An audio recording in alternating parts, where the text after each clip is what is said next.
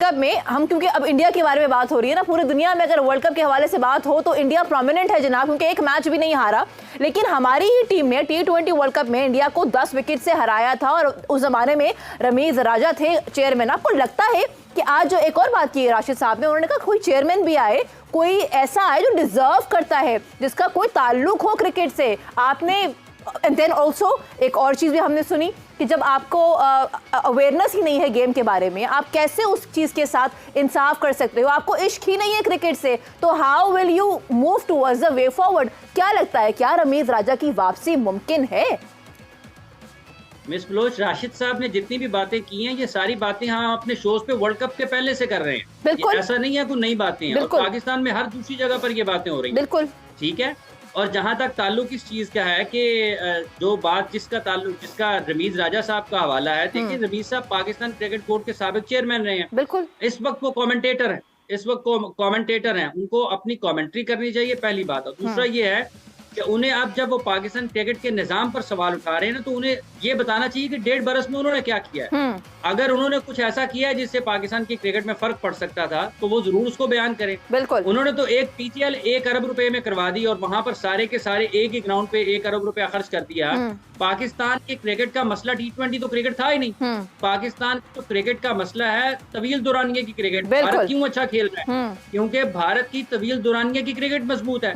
आपको कहीं लगता है कि वो बड़े शॉट्स के लिए उनको मुसीबत पड़ती है? कहीं पे भी नहीं। उनकी बेसिक है, वो अपनी बुनियाद पर कायम रहते हैं। उनके फास्ट बॉलर्स अच्छे हैं, उनके स्पिनर्स अच्छे हैं, उनके बैटर्स अच्छे हैं। तो वो तो T20, उनके तो अंडर 19 पे T20 खेलते ही नहीं है। रमीज राजा साहब ने पाकिस्तान के अंडर 19 के बच्चों को T20 क्रिकेट खिला दी और उस पर लगा दिया। तो ये बातें बाहिर करने, ये पाकिस्तान के जो क्रिकेटर्स है ना साबिक, इनके भी अपने मसाइल हैं। ये जब पाकिस्तान की टीम में खेलते हैं तो उस वक्त 15, 16, 11 इकट्ठे रह लेते हैं। लेकिन अब जब वो साबिक क्रिकेटर्स हो गए हैं, तो अब वो जो काम नहीं करना चाहता, वो कहता है मैं अकेला आऊंगा तो मैं अपनी मर्जी के मुताबिक आऊंगा। तो जब क्रिकेट खेलते थे उस वक्त भी अपनी मर्जी के मुताबिक आते ना। उस वक्त तो सारे कहते हैं कि टीम में सिलेक्ट हो जाएं। उस वक्त 11 कैसे इकट्ठे खेल लेते थे? आज 11 इकट्ठे क्यों नहीं बैठ सकते हैं? उस वक्त क्यों 16 इकट्ठे सफर कर लेते थे? आज 4 इकट्ठे सफर क्यों नहीं कर सकते हैं? इन सब के अपने अपने मसाइल हैं, इन सब की अपनी अपनी सोच है। ये सब कहते हैं कि सिर्फ मैं ही पाकिस्तान की क्रिकेट को ठीक कर सकता हूँ और कोई नहीं कर सकता। अब रमीज साहब ने तौसीफ साहब के ऊपर या इंजमाम साहब के ऊपर सवालात उठा दिए हैं। बिल्कुल। बंदा है खुदा, फिर आपके दौर में जो चीफ सिलेक्टर थे वो बहुत अच्छे थे, उन्होंने बहुत अच्छी सिलेक्शन की थी। बिल्कुल। ये अली सलमान आगा की जैसे अभी बात कर रहे हैं इकबाल बेग साहब, आप बताएं ना इस चीफ सिलेक्टर से जो अभी थे, या इस कप्तान, ये इंजमाम को तो छोड़ दें, वो अभी आए थे।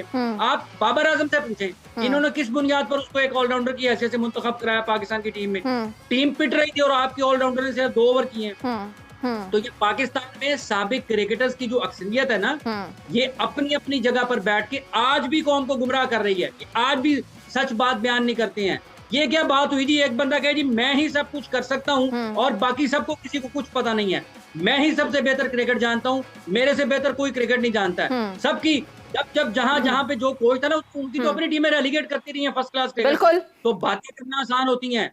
आपको कामयाबी के लिए लोगों को सुनना पड़ता है, आपको एक ख्याल बनाना पड़ता है, एक पेपर लिखना पड़ता है, आपको लोगों को उसके ऊपर कायल करना पड़ता है। ये पूरे मुल्क की क्रिकेट है, ये पूरे मुल्क की क्रिकेट में पूरे मुल्क के लोगों ने इन्वॉल्व होना है, सबके सब स्टेक होल्डर्स हैं, सबको साथ मिलाकर चलना है। अच्छा, ये जो बात कह रहे हैं मिर्जा साहब, एक और चीज़ भी इसमें ऐड करना चाहूँगी, वो ये कि हमने अब देखा है कि हमारे जो खिलाड़ी हैं बेसिकली उनका जो मेजर इशू है वो ये है कि उनका इंटरेस्ट नहीं है फर्स्ट क्लास क्रिकेट को खेलने के लिए। They are more focused in T20।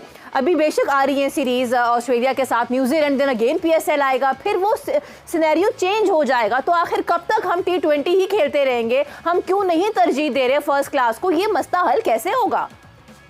सबसे पहले तो मैं सारा जो हाफिज इमरान ने बात की ना, जो साबिक चीफ सिलेक्टर थे रमीज के दौर में, मोहम्मद वसीम जो कि लैपटॉप चीफ सिलेक्टर थे, कि अपने लैपटॉप को देखकर वो टीम मुंतखब करते थे, वाकई में उन्होंने उस वक्त क्यों नहीं इन लड़कों को मुंतखब किया? दूसरी चीज आप कह रही थी कि क्रिकेट से इनको इश्क है, इसलिए क्रिकेट से इश्क नहीं है इनको, इनको अपनी कुर्सी से इश्क है। असल चीज तो कुर्सी की है, इसकी वजह से। हाँ, मैं आपको सही बता रहा हूँ। ये बड़ी बात कह दी है आपने। ये बड़ी बात कह दी है, क्योंकि उनका जो कल वीडियो आया था, आई एम श्योर आपने देखा होगा, ही वॉज बीइंग एग्रेसिव। उन्होंने कहा अगर आपको इश्क नहीं है तो आप 1 इंच भी नहीं बदल सकते पाकिस्तान क्रिकेट बोर्ड की। नहीं इश्क तो 1.5 साल में इन्होंने क्या बदल दिया था? 1.5 साल में इनका मतलब इनको भी इश्क नहीं था। नहीं, जब ये चेयरमैन बने थे रमीज, तो बादशाह सलामत बन गए थे वो। और वो एक होता है ना मोहम्मद शाह रंगीले का दौर के, जहाँ पर के हर एक को जो अपने मंजूर नजर लोगों को नवाज रहे थे, तो इनको इश्क था। अब ज़का अशरफ साहब को भी कुर्सी से इश्क है, क्योंकि अगर वो उनके पर काट दिए गए हैं तो उन्हें चाहिए ना कि वो कहते कि नहीं मैं ये नहीं ले सकता, जब मैं काम ही नहीं करूंगा तो आप मुझे बिला वजह बराए नाम चेयरमैन रख रहे हैं। तो इन सब लोगों को, जितने लोग भी हैं, कुछ साबित टेस्ट क्रिकेटर्स पर तोल लें। आज मेरे पास इत्तलात है कि निकी आर्चर जैसी जाएगा तो हम कोच बन जाएंगे। बहुत सारी चीजें हैं। कुछ साबित टेस्ट क्रिकेटर इस चक्कर में है क्योंकि अभी इंटरम पीरियड के लिए तौसीफ अहमद को चीफ सेलेक्टर बनाया है, तो इस चक्कर में कि हम भी 25 लाख रुपए माहाना पे चीफ सेलेक्टर बन जाएंगे। तो सबका इंटरेस्ट जो है ना, अपना अपना पर्सनल इंटरेस्ट इन्वॉल्व है, जो पाकिस्तान क्रिकेट जिसकी वजह से सफर कर रही है। और आपने जो बात की कि लड़के T20 क्रिकेट, वो लाजिम बात है क्योंकि लीग में करोड़ों रुपए लड़कों को मिलते हैं। डोमेस्टिक पाकिस्तान क्रिकेट बहुत कमजोर है ना, इनको बताया कि जब हमारा डोमेस्टिक सीजन होता है तो आप तमाम खिलाड़ी डोमेस्टिक में खेलेंगे, आप उस वक्त लीग खेलने निकल जाते हैं। और डोमेस्टिक सीजन कौन करा रहे हैं? 3-4 वनडे खेलने वाले जुनेद जिया, जिनका बॉलिंग एक्शन खुद मशकूक था। डोमेस्टिक कौन करा रहा है? 2 टेस्ट मैच खेलने वाले नदीम खान, जो सिफारिश की बुनियाद पर डायरेक्टर डोमेस्टिक लगे। तो जब ऐसे लोग हेल्म ऑफ अफेयर्स पर होंगे तो वो डोमेस्टिक को कैसे ठीक करेंगे? फिर उनकी प्लेयर्स कैसे बात मानेंगे? ये लाजमी करार दे प्लेयर्स के लिए कि आपने डोमेस्टिक में खेलना है, वरना आप पाकिस्तान टीम में सेलेक्ट नहीं होंगे। लेकिन कोई सुनते ही नहीं है। इस कान से सुनते हैं, दूसरे कान से उड़ा देते हैं। ये इनके पास कुछ अथॉरिटी नहीं है, मुझे लगता है, डोमेस्टिक क्रिकेट कराने वालों के पास और चेयरमैन पीसीबी के, जिसकी वजह से खिलाड़ी इनको टर्म्स डिक्टेट करा रहे हैं। मैं पूछना चाहूंगी कि अगर इनके पास भी नहीं है अथॉरिटी, तो अथॉरिटी है किसके पास? बेग साहब, जैसे आपने अभी डोमेस्टिक क्रिकेट की बात की है, जब मुल्क में थोड़ा मौसम थोड़ा सा गर्म था, इन्होंने 4 डे क्रिकेट करवाई। इन्होंने 4 डे क्रिकेट करवाई। और मुल्क में मौसम थोड़ा सा सर्दी की तरफ जा रहा है तो इन्होंने 1 डे क्रिकेट शुरू कर दिया। और बंदा है खुदा, कुछ अकल से काम ले लें। आप थोड़े से गर्म मौसम में 1 डे क्रिकेट करवाएं, जहाँ पे बैटिंग पिचेस बने, लंबे रन बने। आप इस मौसम में जहाँ पर 4 डे क्रिकेट करवा रहे हैं, मौसम थोड़ा सा ठंडा है, 4 दिन की क्रिकेट करवाएं, जहां पे आपको पूरा दिन मुख्तलिफ किस्म के हालात में बल्लेबाजों को और बॉलर्स को उसका सामना करना पड़े। तो ये लोग तो ये फैसला नहीं कर पा रहे कि किस मौसम में कौन सी क्रिकेट करवानी है। इन्होंने पाकिस्तान की क्रिकेट की मुस्तकबिल का क्या बेहतर करना है? इनके अपने हालात तो बदल जाएंगे, ये पाकिस्तान क्रिकेट के हालात को मजीद खराब करेंगे। इनसे बेहतरी की तवक्को ना रखें। मिर्जा साहब, ऐसे कैसे चलेगा? क्योंकि ऐसे आपने कहा कि किसी को इश्क नहीं है क्रिकेट से, इश्क है तो अपनी कुर्सी से। तो इस कुर्सी के चक्कर में तो पूरा जो पाकिस्तान क्रिकेट बोर्ड है उसने एक ऐलान ही कर दिया ना। मतलब हमारी जो टीम है, बेसिकली जब वो गई है, उसने रिप्रेजेंट किया है टीम पाकिस्तान को, अपने मुल्क को। तो क्या रिप्रेजेंट किया है कि हम तैयार ही नहीं थे वर्ल्ड कप के लिए?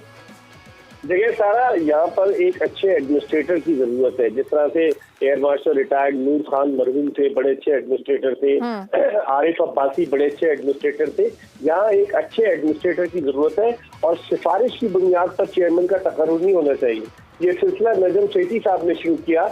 पहले जब पाकिस्तान क्रिकेट बोर्ड 1948 में बना, जो उसका पुराना नाम था BCCP, board of control for cricket in Pakistan, तो उस वक्त BCCP का जो पेट्रन हुआ करते थे वो सदर मुमलिकत हुआ करते थे। और सदर मुमलिकत के बारे में आम तासुर यही होता है कि वो न्यूट्रल होते हैं, किसी सियासी जमात से उनका कोई ताल्लुक नहीं होता, तो वो अपॉइंटमेंट करते थे। लेकिन नजम सेठी साहब जब 2013 में आए तो उन्होंने ये तौजीह पेश की कि नवाज शरीफ साहब चूंकि एक फर्स्ट क्लास मैच खेले और क्रिकेट से उन्हें इश्क है, तो इसलिए अब पेट्रन जो होगा पाकिस्तान क्रिकेट बोर्ड का, वो वजीर आजम हुआ करेगा बजाय सदर मुमलिकत के।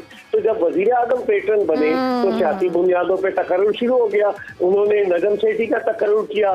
फिर उसके बाद क्या हुआ कि जब इमरान खान वजीर आजम बने तो उन्होंने एहसान मानी का तकर्रुर कर दिया, रमीज राजा का तकर्रुर कर दिया। उससे पहले वो जब ज़का अशरफ आए, पीपल्स पार्टी की बुनियाद पर उनका तकर्रुर हो गया। तो ये सियासी बुनियादों पर जो लोग आ रहे हैं ना, ये सिलसिला वहीं से शुरू हुआ है। मेरे ख्याल में इस वक्त ऑपरेशन क्लीन अप की जरूरत है पाकिस्तान क्रिकेट में, एडमिनिस्ट्रेटिव लेवल पर भी और टीम के लेवल पर भी। एक कप्तान बनाए, अगर बाबर आजम रिजाइन नहीं करता उसको कंटिन्यू करें।